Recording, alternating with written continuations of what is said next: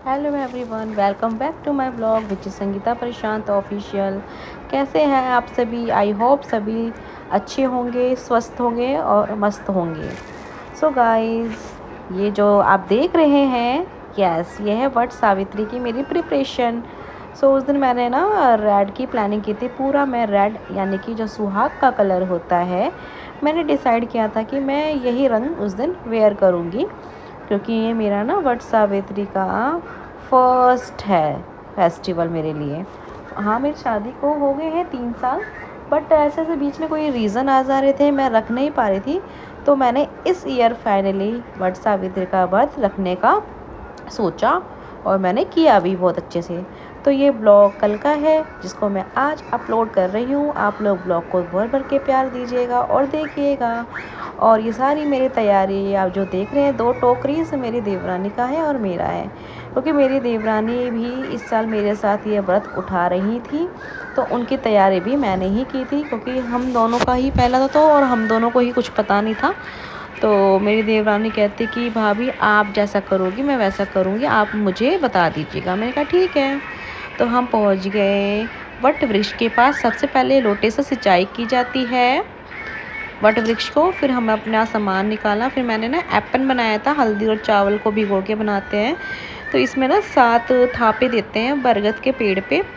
उसके बाद सत्यवान और ना सत्यवती की प्रतिमा बनाते हैं, ठीक है।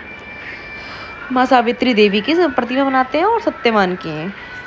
और जो भी हम ये जो लाल कपड़ा है, मैंने वो सत्यवान को पहनाया था, और लाल चुनरी मैंने सावित्री माता को। और फिर मैंने ना उसकी जो मैं लेकर आई थी सुपारी 2। आप या तो जो गौरी और गणेश जी हैं, गोबर से भी बना सकते हैं, या तो मिट्टी से बना सकते हैं, या सुपारी से भी। मैंने सुपारी से बनाया था। सुपारी से मैंने 2 कलावे से इसको बांधा था, और मैंने एक बनाया था गौरी और एक बनाया था मैंने गणेश जी। ये जो भी चीज़ें हैं, मैंने भी कहीं से देख के सुन के अपना किया, जैसा मुझे आया मैंने वो किया। फिर यहाँ पे मैं सत्यवान जी को वस्त्र पहना रही हूँ, और सावित्री माता को पहना रही हूँ। और वैसे ही मैं अपनी देवरानी को भी बता रही थी, जैसा मैं कर रही हूँ वैसे आप फॉलो करते रहो। तो उसने कहा ओके भाभी, मैं वही करूँगी। फिर मैंने जनेऊ चढ़ाया सत्यवान को और गणेश जी को। फिर हमारे पास ना इस टोकरी, और फिर उसके बाद हमारे जो भी श्रृंगार का सामान था, हमने वो श्रृंगार का सामान चढ़ाया। गौरी माता को मैंने सिंदूर लगाया और सावित्री माता को सिंदूर लगाया। फिर उसके बाद हमने मेहंदी, मावर और जो भी सामान था श्रृंगार का, वो मैंने चढ़ाया। फिर जो हमारे पास भोग का सामान था, हमने फ्रूट्स जो भी ऋतु फल मिलते हैं वो, और आप चढ़ा सकते हैं बर्फ़ी, मिठाई, जो भी आप चढ़ाना चाहते हो, हमने वो चढ़ाया। फिर उसके बाद ना मैंने अपने आँचल में ना खोइचा भरा। ऐसे बोलते खाली पूजा में नहीं बैठना चाहिए, कथा सुनने से पहले खोइचा भरना चाहिए। ये हमारे घर के बड़े भरते हैं, तो मेरे यहाँ तो कोई बड़ा था नहीं, मैं ही थी, तो मैंने अपना भर लिया था। और मैंने अपनी देवरानी को का भी भर दिया था कि तुम भी ऐसे इसमें रख लो फ्रूट्स और बर्फ़ी।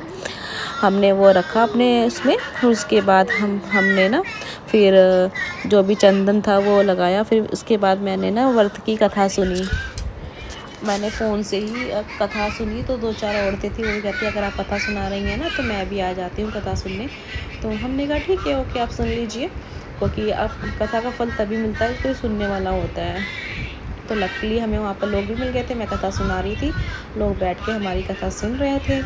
फिर उसके बाद हमने कथा करने के बाद फिर हमने कलावा लिया, और कलावा लेने के बाद ना उसको हमें बरगद के पेड़ पे टिकाना होता है, गांठ नहीं लगानी होती है। मतलब गांठ को अवॉइड करना है। ऐसे कहते हैं कि पति पत्नी के रिश्ते में गांठ पड़ जाती है। तो जो आपका कलावा है उसको सिर्फ टक करके बरगद पेड़ पे ऐसे लगा देना है कि वो उस पर एडजस्ट हो जाए। फिर आपको चक्कर परिक्रमा करने होते हैं, 7 7 21 108 51, जितनी भी आपकी श्रद्धा है। हमने 7 ही किए थे, क्योंकि मुझे 7 ही करना था। 7 फेरे होते हैं तो 7 परिक्रमा होती है, तो मैंने तो बस ये सोचा।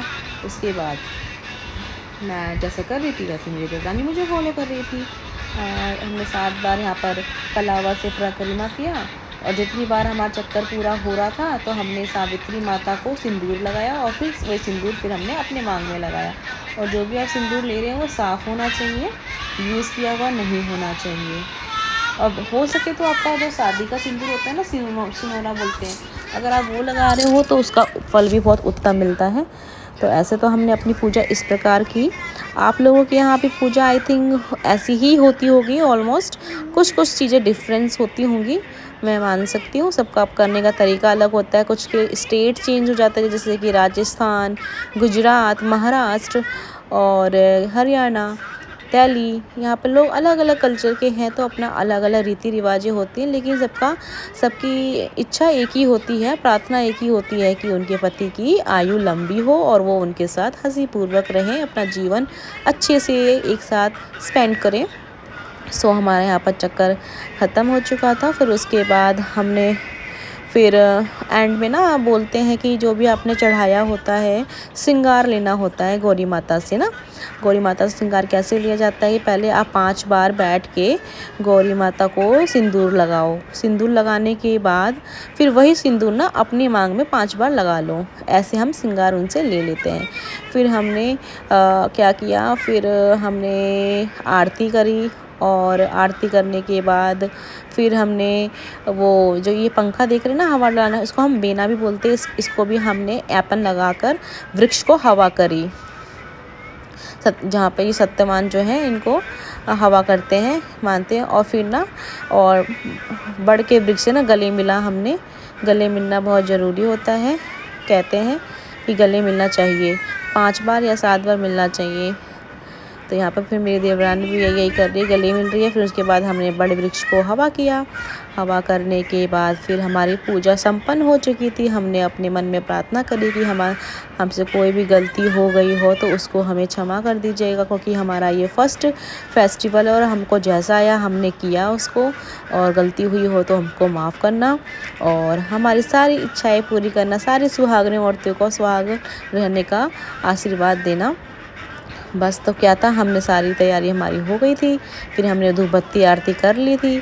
उसके बाद फिर हम सबको देख रहे थे कि हमारे यहाँ हम जब गए ना तो भीड़ बहुत कम थी, 3-4 वहाँ पर पेड़ थे बस। यहाँ पर जहाँ मैं थी यहाँ पर 2 औरतें ही थी। उसके बाद जैसे हमारी पूजा ख़त्म होने सडनली इतने सारे लोग आने लगे ना, हमने कहा चलो अच्छा, हमारी 11 बजे तक पूजा हो गई थी, हम फ्री हो चुके थे। यहाँ मेरी बेटी भी खड़ी है, वो देख रही है मम्मा क्या कर रही हैं, बार वो पूछ रही थी। ये देखिए कितनी भीड़ होगी ना, धीरे धीरे सब ना आने लगे थे।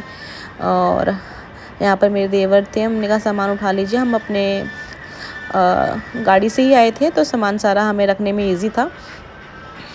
तो बस यहाँ पर हम अब घर जाने की तैयारी कर रहे हैं। और पूजा हमारी बहुत अच्छे से हुई और हम दोनों कितने ब्यूटीफुल लग रहे हैं ना रेड में। हम एक दूसरे को हम बोल भी रहे थे कि हम आज ऐसे लग रहे हैं जैसे कि आज हम नई नवेली दुल्हन हो। तो मतलब ऐसा होता है कि हम लोगों में ना कि फेस्टिवल है तो बिल्कुल ना दुल्हन जैसा तैयार होना होता है। तो हम तो पूरा सज धज के ऐसे चल रहे थे और अपने आप को फ्लैक्स कर रहे थे कि देखो हम कितने ब्यूटीफुल लग रहे हैं। और हस्बैंड मेरी वीडियो बना रहे थे। फिर उसके बाद ना हम मंदिर गए, जो हमारी टोकरी में सामान जो था हम दान करने वाला, तो हम गौरी और शंकर जी को हमने वहाँ पर अर्पित किया।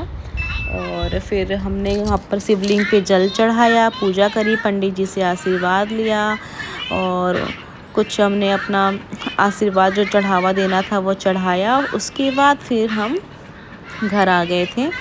घर आने के बाद फिर हमने फिर थोड़ी देर रेस्ट किया। फिर कहते हैं ना जो भी आपने चीज़ें करी हैं वहाँ पर बड़ के पेड़ के पास, वो सारा का सारा प्रोसीजर अपने हस्बैंड के साथ करना होता है घर पे आके। तो फिर हम उसी तैयारी में लग गए, क्योंकि हमने वो तैयार करके नहीं गए थे मंदिर। तो हमने घर आके पहले प्लेट लगा ली थी पतिदेव की पूजा के लिए। और ये देखिए मंदिर, ये हमारे घर के पास ही मंदिर है। और ये आज के दिन मंदिर कितना खाली हो कि सारे लोग बड़ के पेड़ के पास ही जा चुके थे, है ना। तो आज मंदिर भी खाली था क्योंकि 11 बज रहे थे। तो और मंदिर में भीड़ मोस्टली होती है 9-10 बजे, तो मंदिर खाली मिला हमको। और यहाँ मैंने लगे हाथ शिवलिंग को भी जल अर्पित कर दिया। आप लोग भी आशीर्वाद ले लीजिए। और जैसे शिव पार्वती की जोड़ी है वैसे सबकी जोड़ी सलामत रहे और आपको शिव भगवान और माँ पार्वती भर भर के ब्लेसिंग्स दें कि आप हर वट सावित्री पे ऐसी सस्ती संवरती रहें। और ये देखिए मैं घर पे आ गई हूँ और मैंने सबसे पहले थाली ली, लोटे में पानी लिया और अपने हस्बैंड के पैर को पहले धोया अच्छे से। धोने के बाद फिर मैंने उसे टाल से या किसी साफ़ कपड़े से क्लीन करना होता है, हमने किया उसको भी। और मेरे हस्बैंड को बिल्कुल भी क्लू नहीं था कि ये भी होने वाला है उनके साथ। वो बहुत ही सरप्राइज़ थे कि ये क्या, मतलब वो खुश भी हो रहे थे। और फिर मैंने कहा हाँ ये चीज़ें ना आपके साथ होनी। कहते अच्छा चलो ये फेस्टिवल है तो ये करने को भी हमें मतलब मिल रहा है सौभाग्य। मतलब वो मजाक कर रहे थे ऐसा। फिर मैंने उनको कहा कि थोड़ा आप दीपक जलाइए, क्योंकि मेरा हाथ ना पानी का हो रखा था। तो उन्होंने फिर दिया जला दिया। फिर हमने पंखा उंखा बंद कर दे के दिया बुझे ना। उसके बाद फिर मैंने उनको टीका लगाया। टीका लगाने के बाद फिर मैंने उनको मतलब चावल जो छिड़कते हैं वो छिड़का, अक्षत। फिर आरती करी, मिठाई खिलाया और वो बहुत इंजॉय कर रहे थे इस चीज़ को। और मेरी देवरानी भी देख रही थी कि पहले मैंने कहा पहले आप कर लो, तो कहते नहीं भाभी पहले आप करो उसके बाद मैं करूँगी, पहले मैं देख लेती हूँ कि आप कैसे कर रहे हो। मैंने कहा ओके। तो फिर उसके बाद ये देखिए मेरे हस्बैंड का फ़ोन ना उस दिन बहुत बज रहा था। इनका फ़ोन हमेशा ही मतलब ये कि ना कोई भी इम्पोर्टेंट दिन हो तो इनके ना ऑफिस से फ़ोन आते रहते। तो मैंने कहा पहले फ़ोन साइड में रखो। तो इन्होंने कहा ओके चलो। फिर इसके बाद हमने अपना ये ख़त्म किया। फिर मैंने उनके पैर छुए, उनसे आशीर्वाद लिया। वो हंस रहे थे। इसके बाद हमने गले मिले, जैसे हम बड़ के पेड़ से गले मिलते हैं ना, तो फिर अपने पति से भी घर आके मिलना होता है। और फिर मैंने कहा अरे हवा करने तो भूल गई। फिर ये मैं हवा करने लगी उनको। कहते हवा तो बहुत ठंडी आ रही है इससे। ऐसा रहा मेरा वट सावित्री का व्रत। आपको मेरी पूजा कैसे लगी कमेंट में ज़रूर बताइएगा। Bye bye guys.